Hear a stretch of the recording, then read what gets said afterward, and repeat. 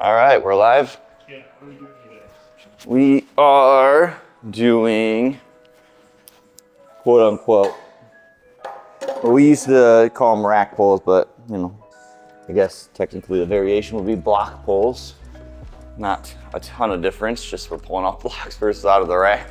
Kind of just an elevated deadlift. I like to pull from an elevated position, especially at 7:45 in the morning.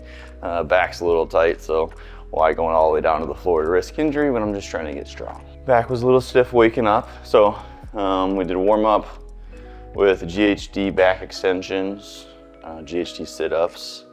About to move into warming up here, getting some working sets. Then we're gonna do Bulgarian split squats, get a squat variation, but a single leg format to work on hip stability, and then leg curls and leg extensions as well. And then it'll probably be time for us to go. Auto bang. There you go. So this targets the glutes, hamstrings, and low back like as much as like the deadlift would. But what's nice about this is it's good at like trying to like get some leg drive in your quads too, which you should use your quads in deadlift, but most people don't know how to coordinate the quads, hamstrings, and glutes. So I like this because this is like a nice learning tool, how to use your quads and glutes and hams, but lower risk of injury. And you get to pull more weight, which is cool. Actually, generally, because this is a tough position for people. This is like the sticking point on the deadlift for a lot. Like if you're gonna miss a lift, you're probably gonna miss it about this point. So it translates over really well to the deadlift if you can get past your sticking point. So more weight once you figure out how your body functions here. But I will say it's a little higher than what we're used to. So we'll kind of a little experiment today.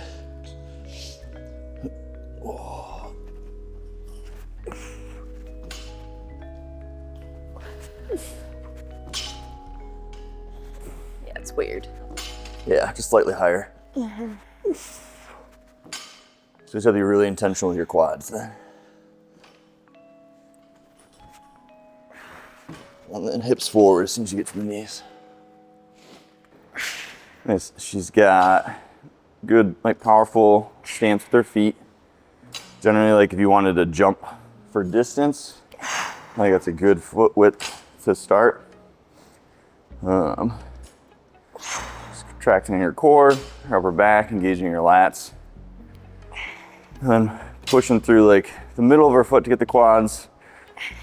And then it might transition to the heel as she is crossing that midpoint. As soon as that bar hits her knees, she's shooting her hips forward. So it's like quads, glutes, hams off the floor, and then you're transitioning to like glutes and hams. Pretty largely. Nice job. Thanks. So as you're bracing. Yeah, what does brace mean? Bracing means like engaging some of your deep core muscles. Like that sit deep within your pelvis, kind of wrap around your rib cage. So in general, we don't really want to lift with our line of our pelvis, line of our rib cage opening up like this. If we had like straight lines coming off some of the bones here, we want to keep them parallel and stacked, maybe even closed in a little bit, just to kind of keep pressure in and around the spine. It's gonna help stabilize it so that when you go to pull, your spine is nice and safe. So I almost even put my lumbar spine in a little bit of flexion forward, which a lot of people would say like, oh no, that's bad, don't do it. If you train it, your body will be fine. And it'll actually like get stronger because of it. So it's a great way to transmit from the forces from my legs into that bar without losing energy. So if I were to just press, I didn't have my spine stable, I would lose some of that energy. The energy goes straight out my back and I don't move the weight very well. So how do you brace though? Think about like drawing your belly button in towards your spine, not sucking in, but you draw it in and then your pelvis like rotate it like back just ever so slightly. I'm not actually posterior pelvic tilting, that would be ridiculous. It's more so like engaging the muscles that would do it and then keeping that stacked in order to kind of do your What I lift. find is hard is like, so I can brace, but then when I go back down into my like lift, it's easy to like lose it, because this I can do with like a tucked tailbone, right? But then my tailbone's coming out. Right. So then I'm like a little confused. Yeah. But yeah, if you like really focus on like getting those, strong like core muscles, and like maybe that's why I hold my breath, because I feel like once I've got it, I'm like, all right, don't move. You know? Yeah, and in truth, that's why a lot of people hold their breath. So it's easiest to learn this like on the table, on your back, with your legs bent. Great place to like feel everything that's going on, and then you translate to standing, and then carrying into like a hinge is definitely harder. The hardest. Because the hardest point. Hinging is uncomfortable for a lot of people because our hip flexors are so tight. So we're constantly like compressed anyway. So adding a brace in there is just a whole nother thing. But it's once you learn it, it's a lifelong journey. Like each lift you do, you gotta refigure this thing out. And that's where a lot of people don't spend enough time in the brace, and then they're like, oh, I took my back deadlifting, took my back doing this. Well, yeah. Are you bracing?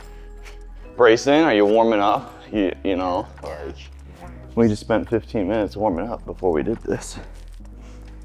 Just our low backs and our hip flexors. And core.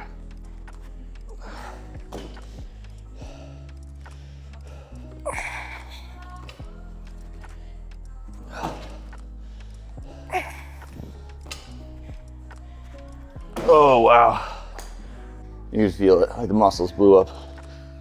Yep. Really early. I feel like this position,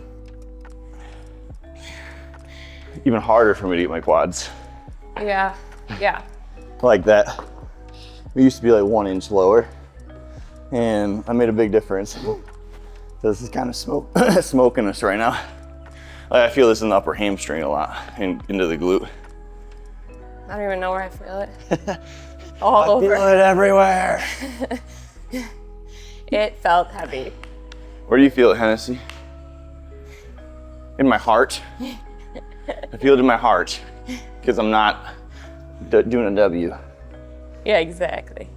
You want to pet me? All right, we're moving on to Bulgarian split squats.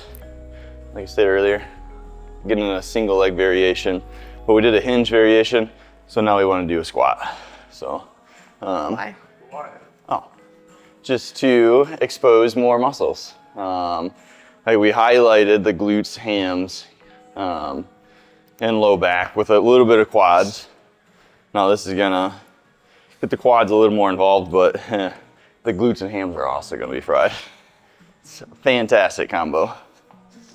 Just kind of notice too, like she points her toe on the bench, I plant my toe. It's kind of more for like comfort.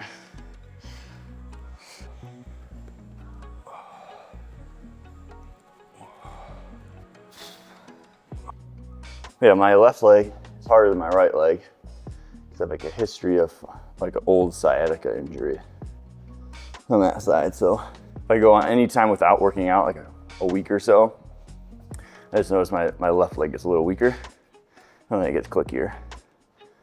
You guys might not notice on camera, but I notice is my left leg wobbles a little bit more. And I knew that was gonna happen today because when I woke up, my hip was a little achy. The easy method to find your spot is at the very end. You kind of like stick your leg out, slightly bend it, and then you can kind of come up. See, like I generally come up shorter, and you can come straight down. Okay. Okay, like this? Yeah, now bend it a little bit. Maybe even more than that. Yeah. And it's gonna be like within an inch. You might have to, I have a feeling I'm gonna be hopping back. forward. Oh, really?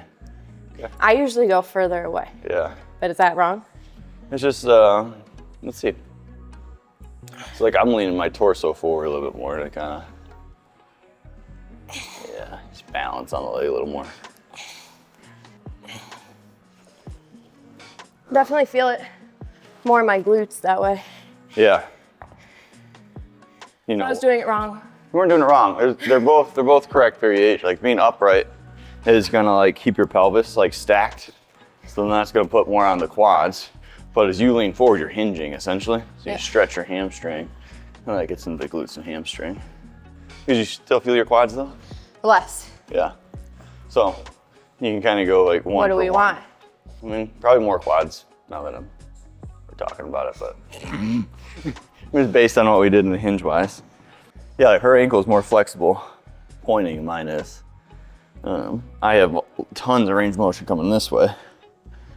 I think it's like just years from catching in baseball, but they're not. I mean, this isn't bad. This is probably, but it's uncomfortable through here. So like when I was swimming, it was very hard for me to keep this pointed and relax. I would constantly bend it, which bend my knee, and then I would kick with my legs, and then I would sink underwater. So they're not very good at adapting. I'm trying to make it floppy. It needs to be floppy in the water. Not very floppy. I was gonna ask you if yours are floppy, but not in those shoes, they're not floppy. Very supported.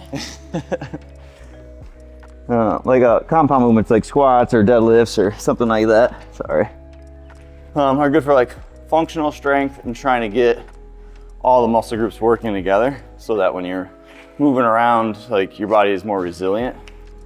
But it's important to build like isolated strength in that muscle to keep the muscle healthy itself so that it functions for you in the squat and the deadlift. If you don't isolate it very often, it's more likely to become dysfunctional and then not do its job in those compound movements. Oh. Which is where like there's a lot of people miss this side of things. Spreading the love to educate people so you don't have to come see me for these reasons. There you go. Well, I mean, honestly, that's what this is all about, this whole channel. There's plenty of injured people for me to work on. Let's try to keep people from getting hurt in the first place. Well, and if you do get hurt, you probably rehab faster. Great point. Rehab way faster. There you go. A lot of like early stage rehab is just waking the muscle up and getting it more functional again. And then the body kind of. And you're doing a lot of isolated stuff. A lot of isolated to begin with, at least. Yep. Yeah. Absolutely. So it's kind of like PT prevention and optimization. Any other words, Hennessy? Yeah, I think that's great. Prevention and optimization. Thank you. Yeah, it's a good leg day. I feel like we did a good job at hitting all of the muscle groups in the legs, the hams, glutes, quads. What I want to get like adding in over the coming weeks are like carry variations. I'd like to like jump a little bit, get a little bit plyometrics going, but those are some of the things like that we're missing in order to hit the full like picture of what the muscle needs to do on a daily basis. That's what we're trying to build, are healthy, capable muscles, and being able to elicit force quickly is part of that. Like we're eliciting force moderately quickly, but jumping is a whole other ballgame, jumping and landing. So those are some of the goals over the next few weeks to work some movements like that in. I'd like to add too that we've been here for 1 hour total. Yes, great point. So like we got a lot of work in 1 hour. So like if you plan, I mean he plans, I don't plan, but if you plan ahead, you can get a lot in with a little bit of time. Yeah. So try to make it as accessible as possible. Right, and it's great because like even as we're adding the jumping and stuff in, like we just need to be more efficient with the time that we're setting aside because the huge barrier is time to a lot of people. Yeah. So if you get in and out in an hour and get everything you need to in, that's pretty impressive and efficient. Yeah, that's what we're trying to do. Go team. And a Hennessy. Yeah.